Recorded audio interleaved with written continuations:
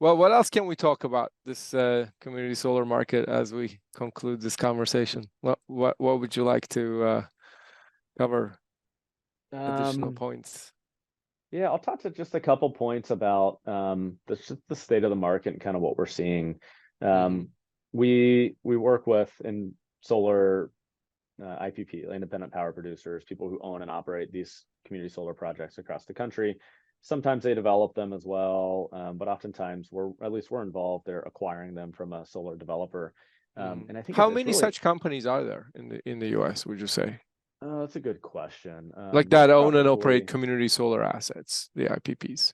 yeah maybe I don't know, maybe like somewhere around 50, I'd Any of say. them, any big names that are public companies or public, big acquirers? I'm trying like there's trying to think of like some of the bigger names that are out there.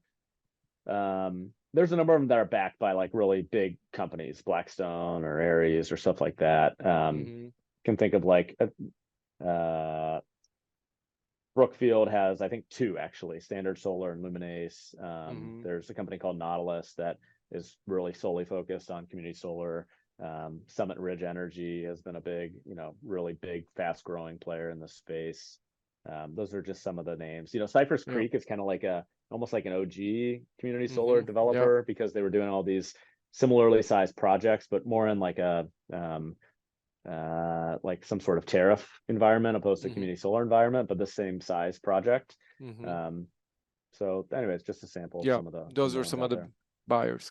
Yeah. Anyway, please continue. I cut you off, but you were saying, So, they're across the country, and it's really interesting from our perspective, seeing them go hot and cold in a market in a given year or even within a year, like really hungry for projects and have a really aggressive pricing in view in the first half of the year, and then all of a sudden it changes, fairly dramatically. Their pricing for a similar project is 10% lower.